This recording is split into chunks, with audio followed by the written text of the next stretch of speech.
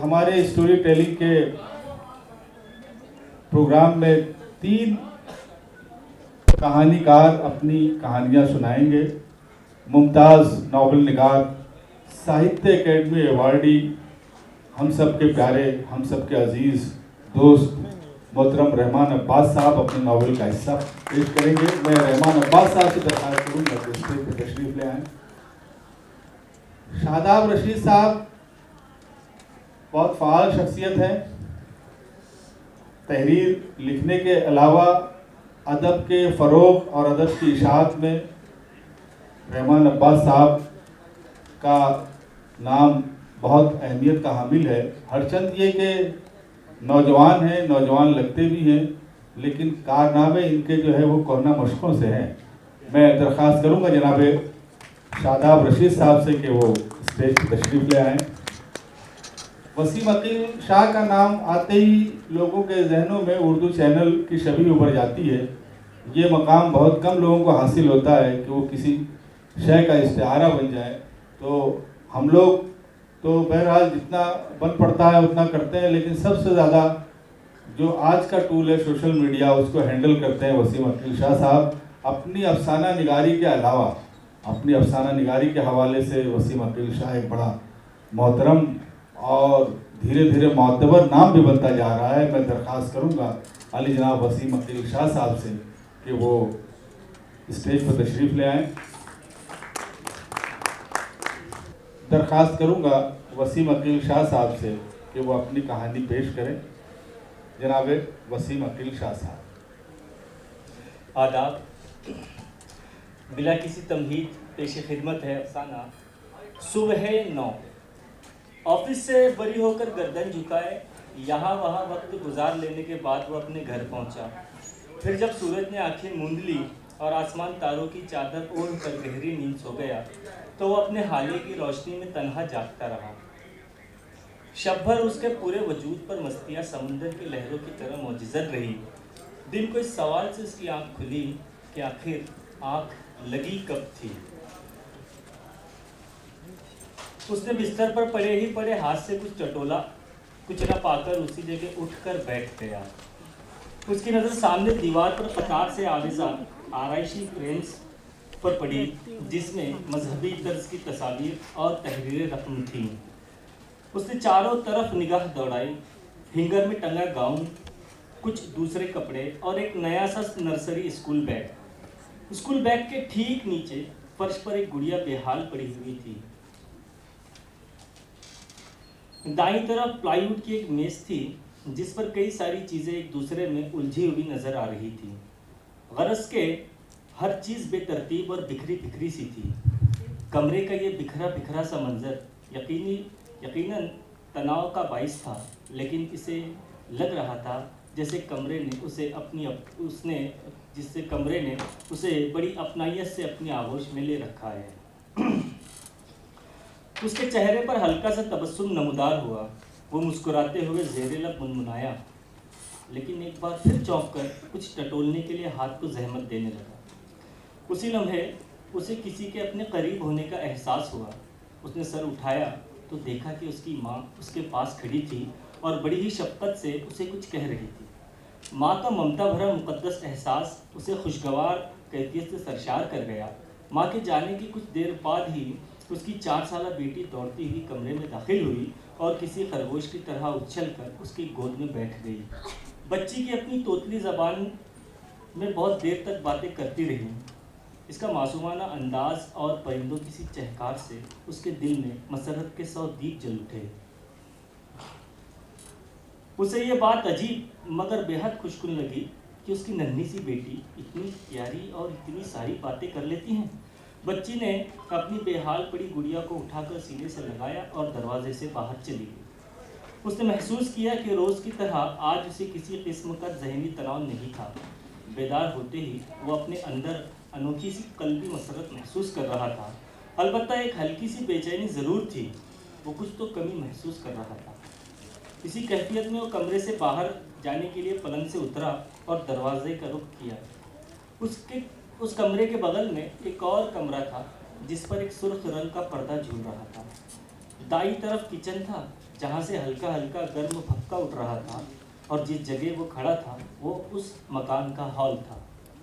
वो अभी हॉल में आया ही था कि मान धार से घर का सदर दरवाज़ा खुला। उसका 10 बरस का गोल मटोल बेटा हाथों में फुटबॉल लिए अंदर दाखिल हुआ और उसकी तरफ मुस्कुराकर देखते हुए सुर्ख पर्दे वाले कमरे में जा घुसा। बेटे को देखकर वो इस कदर खुश हुआ जैसे महीनों बाद उसे देख रहा हो। बेटे के कमरे में दाखिल हो जाने के बाद भी देर तक उसके चेहरे पर मुस्कुराहट बनी रही। कुछ देर बाद बेटा हाथ में मोबाइल फ़ोन लिए हॉल में आया और सोफे पर बैठकर मुनहमिक हो गया। उसे देखकर उसकी टेवड़ियाँ चढ़ उठी। उसे कुछ याद आया। उसने दिमाग पर जोर देकर कुछ सोचा, फिर कुछ याद करने की कोशिश की और कहा शायद कुछ तो मिस हो रहा है। इसी दरमियान किचन से खटर पटर की आवाज़ आई तो वो उस तरफ मुतवज्जे हुआ। अगले ही पल उसकी खूबसूरत बीवी दुपट्टे से पेशानी पोंछती हुई बाहर निकली। उसे देखते ही वो एकदम से गोया साकित हो गया। बीवी के चेहरे की ताजगी, तीखे नक्श निगार और सडौल जिस्म का लुभाव उसे बेकाबू कर गया। यह गैर मरई क़ुव्वत उसे बीवी के करीब ले आई। यकलख्त उसने मजबूती से उसे अपनी तरफ खींच लिया। बीवी ने पहले तो नर्म नर्म सा एहतजाज किया, फिर फूलों से लदी शाख की मानिंद उसकी बाजुओं में झुल गई, मगर जल्द ही सलसल करती मछली की तरह हाथ से फिसल भी गई और परे हटकर खुद को समेटने लगी। वो फिर चौंका कि ये इसकी अपनी ही बीवी तो है। आज इतनी पुरकशिश कैसे लग रही है। इसी असना बीवी के फ़ोन की रिंग बजी जो उसके बाएं हाथ में था। फिर अचानक उसकी कैफियत वैसी ही हो गई जैसे कोई चीज़ खो गई हो, मगर याद नहीं आ रही कि वो चीज़ आखिर है क्या। बेशर्मी की भी हद होती है। दिखाई नहीं देता घर में मम्मी है, पप्पा है। बीवी की आवाज़ पर वो गोया नींद से जागा। बीवी के लहजे में कुछ हया भी थी और कुछ मसनवी नाराज़ी भी। पापा संडे है ना, आज तो लिए चलो प्लीज़। बेटे ने मोबाइल फ़ोन से सर उठाते हुए पुरइश्तियाक लहजे में कहा। हाँ हाँ पापा प्लीज़ चलो ना, गार्डन चलते हैं। बेटी भी कहीं से हॉल में आ गई और उसने भी चहकते हुए उसके पैर खींचे। इसी पसो पेश के आलम में बच्चों का यह पुरजोश इसरार उसे भला लगा और अभी वो इस एहसास को अपने वजूद में जज्ब भी न कर पाया था कि बीवी तंजिया अंदाज में बोल उठी। हफ्ता भर बस हफ्ता भर बस ऑफिस और ऑफिस से मोबाइल। इसके अलावा भी ज़िंदगी में कुछ है? ये कहकर वो बराह रास्त उससे मुखातिब हुई। घड़ी देखी है आपने? 12 बजे सुबह हो रही है आपकी। ज़रा अपने मोबाइल में घड़ी भी तो देख लिया कीजिए। बीवी की कड़वी कसेली सुनते ही वो गोया हिल गया।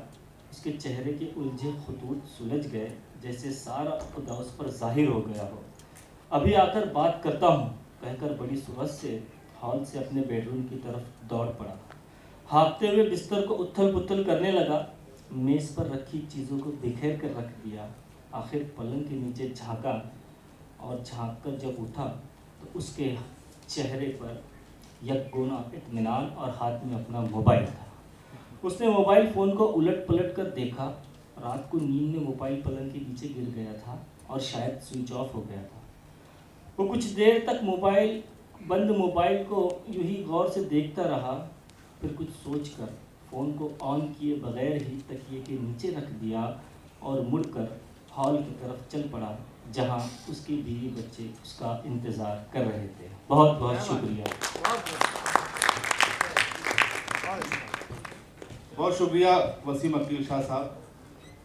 नए कहानीकार, नई कहानी, नया अंदाज, नए मसाइल और मसाइल की तह तक पहुंचने की कोशिश। आते हैं दूसरे अफसाना निगार से मिलते हैं। नई जिंदगी, नई सोच, नया तेवर, मुराद शादाब रशीद। आदाब। मेरे अफसाने का उन्वान है टूटी कड़ी। अचानक किसी के खिलखिलाने की आवाज़ मेरे कानों में पड़ी। मैंने मुड़ के देखा तो दीवार के पीछे से कुछ बच्चे झांक झांक कर मेरी तरफ देखते और हंसते हुए भाग जाते। मैंने कनखियों से दीवार की जानिब देखा, उनमें नीलोफर भी थी। वो थोड़ी घबराई, थोड़ा शर्माई, मैं जानी देखती, फिर दूसरे बच्चों का हाथ पकड़कर भाग जाती। नीलो, आजा बिटिया, आप मिल ले आप दद्दू से। अम्मा की आवाज़ सुनकर नीलोफर और सारे बच्चे दीवार के पीछे वाली गली में भाग गए।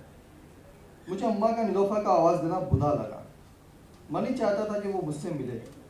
आखिर इतने सालों बाद जब वो मुझसे मिलेगी तो मैं उसे कैसे कह सकूंगा कि मैं उसका वही नामुराद दादा हूँ जो उसकी दादी को शादी के 3 महीने बाद ही छोड़कर चला गया था। मुझे आज भी वो दिन याद है जब बाबा ने मेरी शादी ज़बरदस्ती करा दी थी। ना चाहते हुए भी बाबा के सामने सर तस्लीम खम होना पड़ा, लेकिन पहली फुर्सत में मौका मिलते ही मैं शहर भाग गया। अपने तमाम दोस्तों की तरह ही मुझे भी शहर में कमाने जाना था। मेरे लड़कपन के साथी जब भी शहर से लौटते तो वहाँ की रंगीनियाँ, बड़ी बड़ी इमारतों, छोटे छोटे कपड़े पहनी औरतों और कीमती गाड़ियों की बातें किया करते। खासकर गांव का सबसे निकम्मा लड़का कमालू, जिसे उसके माँ बाप ने ज़बरदस्ती शहर उसके बड़े भाई के पास कमाने भेज दिया था। जब लौटा तो उसके रंग ढंग ही बदल गए थे। बूशर्ट, पैंट और गागल लगाकर कंधे पर बड़ा सा ट्रांजिस्टर रखे वो पूरे गांव में इठलाता घूमता, जिसे देखकर मैं जल भुनकर कोयला हो जाता। मेरा बस एक ही ख्वाब रह गया था कि मैं भी उन्हीं की तरह बनूं। लेकिन बाबा की शक्ति ने मुझे अब तक अपने ख्वाब से बाज रखा था। वो चाहते थे कि मैं पढ़ लिख कर कुछ बन जाऊं। वो अक्सर कहा करते थे, तुम्हें अभी कमाने की कोई ज़रूरत नहीं, जब तक मैं जिंदा हूँ जितना पढ़ सकते हो पढ़ लो। बाबा खुद तो अनपढ़ थे, लेकिन हमेशा मुझे पढ़ाने के पीछे पड़े रहते थे। जब कभी मैं स्कूल से डांडी मारकर बगीचे में खेलने भाग जाता और उसकी खबर बाबा तक नहीं पहुँचती तो ठीक, और अगर उन्हें पता भी चल जाता तो मेरी खाल खींच लेते। एक दिन डरते डरते मैंने हिम्मत जुटाकर उनके सामने अपना इरादा जाहिर कर दिया, जिसे सुनने के बाद मेरी तवक्को के खिलाफ उन्होंने बड़े प्यार से जवाब दिया, बेटा, दूर के ढोल हमेशा सुहाने लगते हैं, बड़े शहर की बड़ी बातें होती हैं। ये जितने चमकदार दिखाई देते हैं अंदर से उतने ही खोखले और अंधेरे से पूर्ण होते हैं। ऐसा अंधेरा जो तुम्हें कब निकल जाएगा पता भी नहीं चलेगा। उनकी बातें मेरी समझ में कभी नहीं आती। दोस्तों की बुलंद बांग बातों के सामने बाबा के भारी भरकम अल्फाज हमेशा फीके लगते। बाबा जानते थे कि मैं कभी भी उनके हाथ से निकल सकता हूँ, इसलिए अम्मा के साथ मिलकर उन्होंने मेरे खिलाफ साजिश शुरू कर दी और एक दिन अचानक 2 गांव दूर भेलीपुर धोखे से ले जाकर मैं निकाह पढ़वा दिया। उनके साथ जाते हुए मेरी समझ में कुछ नहीं आया, लेकिन जब 10 आदमियों के बीच बड़े एहतमाम के साथ बिठा दिया गया तो समझ में आया कि मैं तो बलि का बकरा बनाया जा रहा हूँ। मैं तो क्या ना करता, बाबा के सामने ज़बान चलाने की हिम्मत ही कहाँ थी। और वैसे भी मेरी उम्र ही कितनी थी, सिर्फ 17 साल। कबूल है, बोलते हुए दिल में अहद कर चुका था कि इस धोखेबाजी का बदला बाबा से ज़रूर लूँगा, और 3 महीने बाद ही घर से भागकर मैंने बाबा से अपना बदला ले लिया। आज नीलोफर को देखने के बाद सोचता हूँ कि आखिर मैंने किससे बदला लिया था, बाबा से, अपनी बीवी हाजरा से, या अपनी औलाद शोएब से, जिसे मैंने अपनी ज़िंदगी में कभी नहीं देखा। शहर आ जाने के कुछ दिनों बाद ही बाबा की तमाम भारी भरकम बातें आहिस्ता आहिस्ता समझ में आने लगी, लेकिन शायद अब देर हो चुकी थी। वापस घर लौटना मुमकिन न था। घर से भागते वक्त मैंने जो खत बाबा के नाम छोड़ा था उसको पढ़ने के बाद मैं जानता था बाबा मुझे कभी माफ़ नहीं करेंगे। अम्मा जब चाय का खाली कप लेने आई तो मैंने डरते डरते अम्मा से पूछ लिया, अम्मा, मेरे जाने के बाद बाबा ने मेरा खत पढ़ा था? अम्मा के हाथ से प्याली छूटते छूटते बची। वो बिना कुछ बोले अंदर चली गई। मैं गर्दन झुकाए बैठा रहा। थोड़ी देर बाद अम्मा बाहर आई और चौकी पर गिरी चाय साफ करने लगी। मैंने देखा उनकी आंखों में आंसू थे। अम्मा, मैंने दोबारा अपना सवाल दोहराने की सोच ही रहा था कि अम्मा बोल पड़ी, पहला दिल का दौरा उसी वक्त आया रहा, तुम्हारा खत पढ़ी के बाद। इतना सुनना था कि मेरा दिल धक से रह गया। आगे कुछ बोलते नहीं बन पाया था कि क्या कहूँ। मैंने अम्मा का हाथ पकड़ लिया, जो दाग मिट जाने के बावजूद भी बदस्तूर चौकी पोछे जा रही थी। उन झूठी भरे हाथों को अपनी आंखों से लगाकर मैं ज़ारो कतार रो पड़ा। अम्मा, हमें माफ़ कर दो अम्मा, हमें नहीं पता था कि हमारी एक गलती की इतनी बड़ी सज़ा मिलेगी। अब काहे की माफ़ी बेटा, तुम्हारा बाबा तो चले गए, कहते हुए अम्मा अपना हाथ छुड़ाकर अंदर चली गई। मैं बच्चों की तरफ बिलक बिलक कर रोए जा रहा था। क्या कहता, अम्मा से शिकायत भी नहीं कर सकता था कि मुझे क्यों नहीं बताया। मैं वापस आ जाता, किस मुँह से कहता। मेरा आता पता किसी को मालूम होता तो पता था। मैं घर से ऐसा भागा था जैसे कभी पकड़ा गया तो अब्बा जेल में डाल देंगे। वैसे शादी भी मेरे लिए जेल से कम ना थी। एक तो जिस लड़की को मैं जानता तक नहीं था उससे मेरी शादी करा दी गई, दूसरे वो तो बाबा से भी 2 कदम आगे थी। उसे अपने बड़े घर और जायदाद का बड़ा आरोप था। सुनो, हम भी शहर कमाने चले जाए क्या? काहे? हमसे दिल भर गया क्या? नहीं नहीं, शहर जाके अच्छा कमाएंगे, बाबा अम्मा तुम्हारी सभी ख्वाहिश पूरी करेंगे। क्या जरूरत है शहर जाके? खेती बाड़ी करिए और का। अरे खेती बाड़ी से कुछ होता है क्या? इतने सालों से बाबा को देख रहा हूँ, वहीं के वहीं है आज भी। शहर जाऊंगा तो खेती बाड़ी बढ़ जाएगी और घर भी पक्का बन जाएगा। कोनो जरूरत नहीं, हमने बाबा के पास बहुत जमीन है। ये घर छोड़ो, हमने बाबा के और चलो हमारे बाबा के पास, वहीं रहो और उन्हीं के लगे खेती करो। ऐसा भी बाबा को आदमी लोगों की बहुत जरूरत पड़त है। हाजा की बोली में घमंड झलकता था। वैसे मैं इतना भी कमीना नहीं था कि अपने बाबा अम्मा को छोड़कर जमाई बन ससुर की देवड़ी पर दुम हिलाता। लाख समझाने की कोशिश की पर वो नहीं मानी। आखिर जेल की सलाखों को तोड़ निकल ही गया अपने ख्वाब से जाने। शहर पहुंच तो गया, लेकिन आगे क्या करना है कुछ पता नहीं था। सोचा शहर में गांव वाला कोई ना कोई मिल ही जाएगा, लेकिन शहर क्या था? एक बकरी का बड़ा सा जाल था जो चारों तरफ दूर तक फैला हुआ था। जिस रास्ते पर निकल जाओ तो दोबारा पहले रास्ते पर आना मुश्किल। तमाम रास्ते एक से लगते, चमचमाती दुकानें, बड़ी बड़ी इमारतें, सड़क पर लगे बिजली के बेशुमार खंभे, आदमी औरतों की भागती दौड़ती भीड़ में अपने गांव वाले को ढूंढना तकरीबन नामुमकिन था। ऐसे में सड़क किनारे भिखारी ने मुझे आसरा दिया। बेचारे ने 2 वक्त की रोटी भी खिलाई। काम की तलाश की तो कोई खड़ा करने को तैयार ना हुआ। बड़ी मुश्किलों के बाद एक गोदाम में बोले उठाने का काम मिल गया। जिसने जिंदगी में कभी पानी की एक बाल्टी भी ना उठाई हो, उसे जब 50 किलो की बोरी उठानी पड़े तो सोचिए कैसा लगेगा। उन वजनदार बोरियों के नीचे मैं नहीं बल्कि मेरे ख्वाब दबते चले गए। जिंदगी कटने लगी, दिन बीतने लगे और एक दिन होटल में चाय पीते हुए निहालू से मुलाकात हो गई। गांव का हाल चाल लेने के बाद जब घर की खबर ली तो पता चला कि मुझे एक बेटा हुआ है। सुनते ही बोरियां उठाते उठाते झुकी हुई पीठ तन गई और चेहरे पर एक मुस्कुराहट फैल गई। लेकिन जब पता चला कि बच्चा होते ही हाजा ने मेरी गुमशुदगी का सारा ठेकरा अम्मा और बाबा पर फोड़ा और लड़ झगड़ के अपने मायके चले गई तो लगा किसी ने पीठ पर कई 1000 किलो की बोरी पटक दी हो। सर शर्म से झुक गया। मैं सर नीचे किए नहालू से तमाम रुदात सुन रहा था। शहर की सख्ती ने मेरे तमाम आंसू सोख लिए थे। हाजा के जरिए अम्मा अब्बा की बेइज्जती सुनने के बाद भी आंख से एक भी आंसू ना टपका। टेबल पर रखी चाय भी मेरे एहसास की तरह ठंडी हो चुकी थी।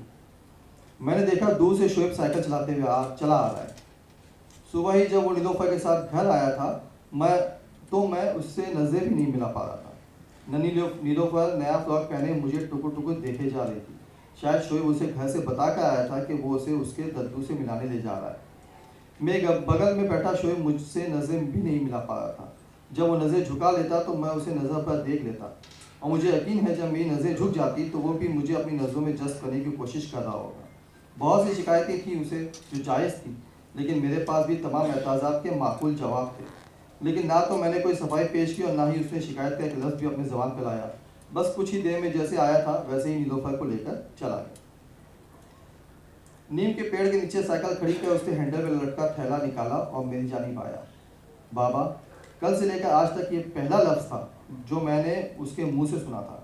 थैले में से कुछ कागजात निकाले, उन्हें सीधा कर मेरी जानिब बढ़ा दिया। मैंने सोचा शायद ज़मीन के कागजात होंगे, अपने नाम करवाना चाहता होगा। आखिर अपने नाना के यहाँ जो पला बड़ा है, नाना की तरह ही ज़मीन में ही जान अटकी होगी। बिल्कुल अपनी माँ पर गया है। अरे पूछ तो लेता कि शहर में मेरी ज़िंदगी कैसी गुजरी। अरे कम से कम यही पूछ लेता कि जब मैं पैदा हुआ तो मुझे देखने क्यों नहीं आए। बस आते ही ज़मीन के कागजात पकड़ा दिए। मैंने जेब से अनक निकाल कर जैसे ही कागजात देखे तो एक बार फिर मेरा दिल धक से रह गया। वो तलाक के कागजात थे।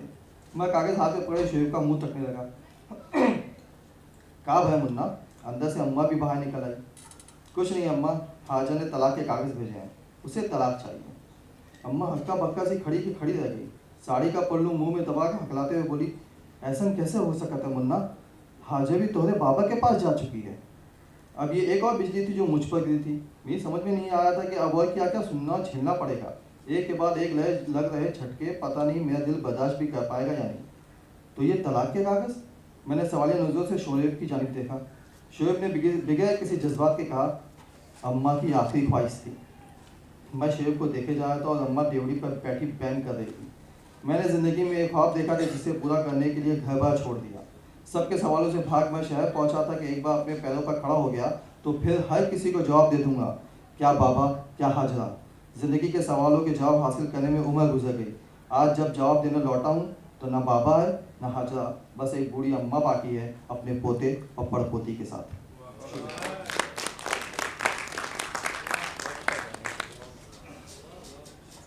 हाज़रीन, कहानी और कहानीकार किस तरह वाक़यात में दाखिल होता है, कैसे दूर रह के वो मुशाहिदा करता है, कैसे शहर में रहने वाला कहानीकार देहात की कहानी लिखता है, इसका मुशाहिदा आपने शादाब रशीद साहब की कहानी में किया। हाज़रीन, बम्बई शहर फिक्शन के हवाले से हमेशा सरवतमंद रहा है, रिच रहा है।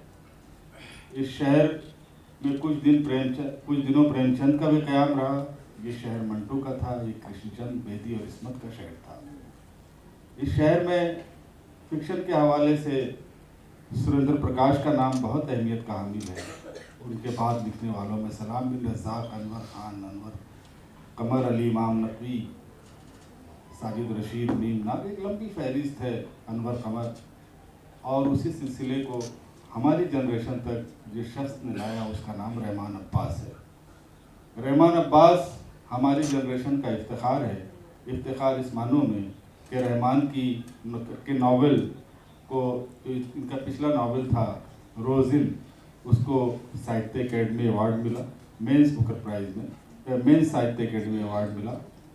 उसके बाद जो इनका नया नावल ज़िंदीक है, इसको क्रॉसिंग बॉर्डर के ज़रिए ग्रांट मिली नावल लिखने के लिए। और ये नावल जो है वो एक तरह से नावल के साथ साथ फैसिज्म पे, फिस्तायत पे एक रिसर्च भी है। आज रहमान अब्बास साहब उसी नावल का एक हिस्सा पेश करेंगे। मैं दरख्वास्त करूंगा रहमान अब्बास साहब से कि वो आएँ और अपनी तहरीर पेश करें। दोस्तों, ये नावल पौने 800 सफ़ात पर मुश्तमिल है और मैं कोशिश करूँगा उसमें से 3 सफ़े पढ़ूँ। सनाउल्लाह इस नावल का मरकज़ी किरदार है और सनाउल्लाह का नाम जो मीरा जी का नाम था सनाउल्लाह, वो है। और ये जो कैरेक्टर है उसकी माँ सनाउल्लाह की फ़ैन थी और उसने अपनी ज़िंदगी पर सनाउल्लाह यानी मीरा जी की नज़में पढ़ी थी, तो उस हवाले से इस किरदार का नाम सनाउल्लाह है, जो आगे जाकर हिंदुस्तानी आर्मी में बड़ा ऑफिसर बनता है और हिंदुस्तानी आर्मी की जो सीक्रेट विंग है उसको लीड करता है।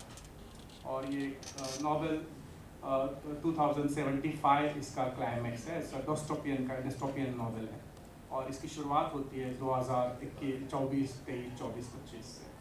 तो उसका एक हिस्सा। सनाउल्लाह का जहन एक समत गैब की तरफ खुल रहा था। वो अपने आसपास अजीब रोशनी महसूस कर रहा था, रोशनी जो अदम से मार्ज़ वजूद में आई है और अदम ही उसकी तलाश है। वो टहलता रहा, देर तक सोचता रहा और सोचते सोचते उसकी आंख लग गई। एक अरसे से वो ख्वाबों से महरूम था।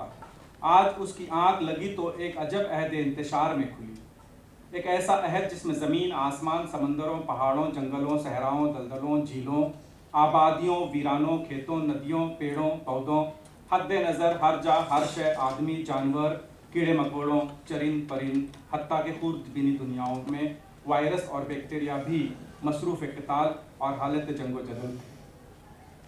मुमालिक मुल्कों के ख़िलाफ़, मज़ाहिब मज़हबों के ख़िलाफ़, मसालिक मसलकों के ख़िलाफ़, जमातें जमातों के ख़िलाफ़, मुसलमान हिंदुओं के ख़िलाफ़, हिंदू मुसलमानों के ख़िलाफ़, यहूदी ईसाइयों और मुसलमानों के ख़िलाफ़, ईसाई यहूदियों और मुसलमानों के ख़िलाफ़, मुसलमान ईसाइयों और यहूदियों के ख़िलाफ़, यूरोप अफ्रीका के ख़िलाफ़, एशिया के ख़िलाफ़, अफ्रीका मशरिक़ वस्ता के ख़िलाफ़, मशरिक़ वस्ता यूरोप के ख़िलाफ़, जापान चीन के ख़िलाफ़, चीन ताइवान के ख़िलाफ़, जनूबी कोरिया शुमाली कोरिया के ख़िलाफ़, हिंदुस्तान पाकिस्तान के ख़िलाफ़, पाकिस्तान अफ़गानिस्तान के ख़िलाफ़, बांग्लादेश म्यांमार के ख़िलाफ़, हिंदुस्तान बांग्लादेश और पाकिस्तान के ख़िलाफ़, चीन और पाकिस्तान हिंदुस्तान के ख़िलाफ़, ईरान इराक़ और शाम के ख़िलाफ़, तुर्की पोलैंड और रूस के ख़िलाफ़, रूस यूरोप और अमेरिका के ख़िलाफ़, अमेरिका मशरिक़ वस्ता के ख़िलाफ़, मशरिक़ वस्ता इसराइल के ख़िलाफ़, इसराइल फ़िलिस्तीन उर्दून शाम ईरान तुर्की और मशरिक़ वस्ता के ख़िलाफ़ लड़ रहा था।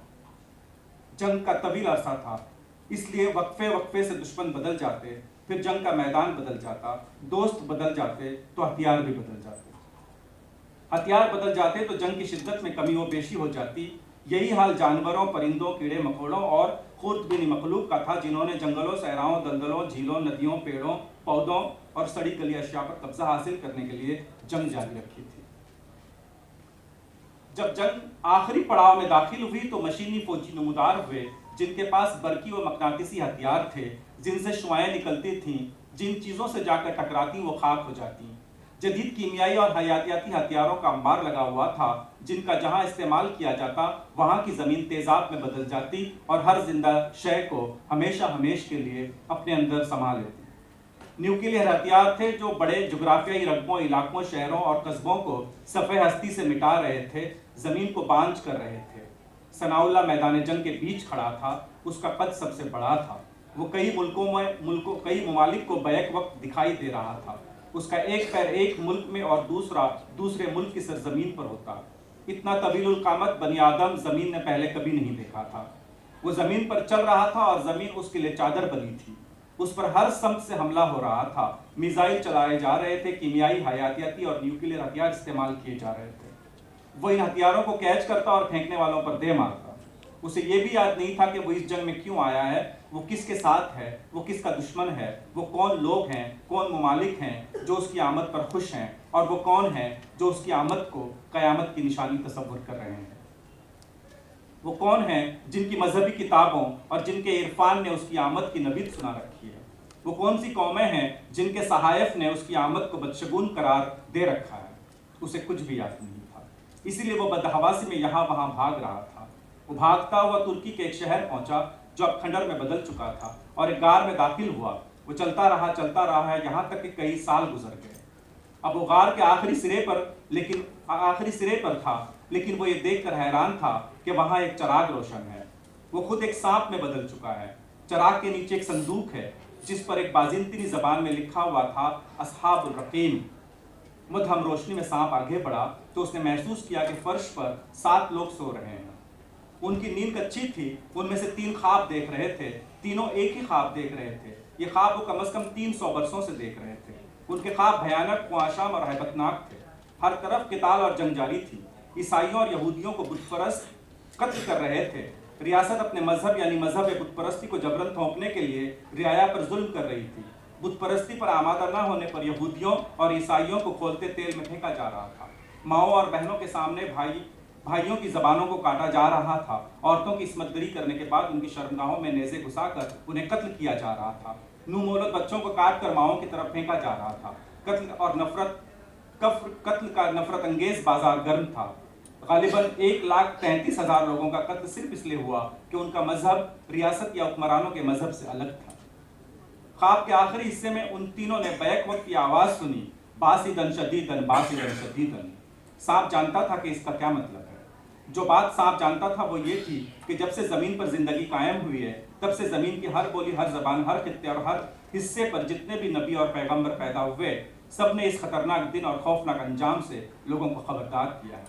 चुनांचा उसने गर्दन फर्श से लगाई, गोया सर बसजूद हो। कुछ पल इसी हालत में रहा। जब दोबारा गर्दन उठाई तब वो सांप नहीं था, बल्कि एक कुत्ता था जो गार के दरवाजे के करीब बैठा हुआ था। गार की बनावट कुछ ऐसी थी कि सूरज की शुआएं बराह रास्त दाखिल नहीं होती थी। वहीं दूसरी तरफ गार मुनहदिम हो रहा था। वो गार से बाहर निकला और ये देखकर शुजदर हुआ कि दुनिया कितनी बदल गई है। वो जो गार के अंदर सो रहे थे वो उनके साथ गार में दाखिल हुआ था। उस वक्त बस्ती की इमारतें 2 मंजिला थीं और ज़मीन और ज़्यादातर मिट्टी और गारे से बनी हुई थी, जबकि उनकी जगह अब फलकबोस इमारतों का एक जंगल उगाया था जिन पर शीशे लगे हुए थे जो धूप में चमक रहे थे। रास्तों पर मुख्तलिफ उन्नव गाड़ियाँ दौड़ रही थीं। हवा में लोहे का बना हुआ परिंदा उड़ रहा था। लोगों का हुलिया, कपड़े और बालों का फैशन बदल गया था। कुत्ता देर तक मबहूत रहा, सोचने लगा, खुदा जाने वो कितना अरसा सोता रहा है कि हर शय बदली हुई है। इस तब्दीली ने अजब उदासी उसके अंदर पैदा की। वो दोबारा जाकर गार के दरवाजे के पास लेट गया। ख्वाब के इस हिस्से में सनाउल्लाह की आँख खुली। उसने करवट बदली और ख्वाब को याद करने की कोशिश की, लेकिन ख्वाब उसे याद नहीं था। कुनूत की उस पर तारी थी। कुछ देर बाद दोबारा उसकी आँख लग गई।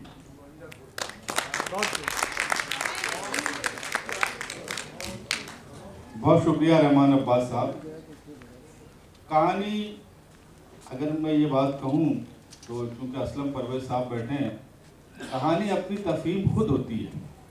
उसकी तफहीम की कोई ज़रूरत नहीं है, कन्वे होती है, समझ में आती है। लेकिन उसके बावजूद एक रस्म है, रस्म दुनिया, तो उसकी अदायगी के लिए सबसे पहले मैं दरख्वास्त करूँगा बात पेश करें जनाब असलम परवेज साहब।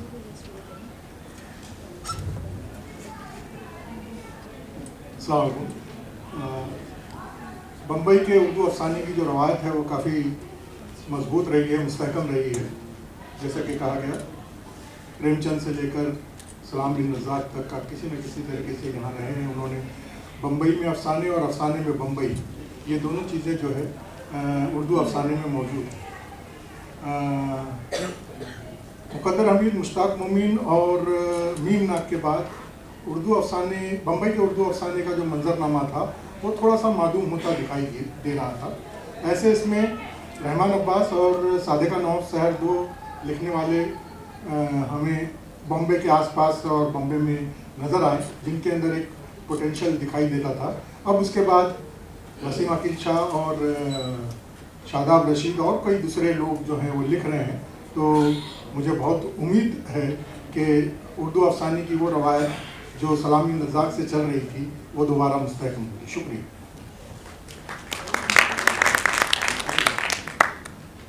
जी, बहुत सही फरमाया आपने। ये रिवायत मुस्तहकम हो रही है, आगे बढ़ रही है, लोग मेहनत कर रहे हैं। अब मैं दरख्वास्त करूंगा इस इवेंट के सदर, स्टोरी टेलिंग इवेंट जो है उसके सदर आली जनाब कासिम नदीम साहब से कि वो अपने तासुरात पेश करें।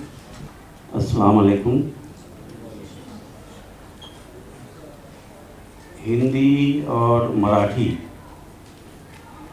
और जो मगरबी ज़बानें हैं उनमें ये चलन मतलब बहुत पहले से है।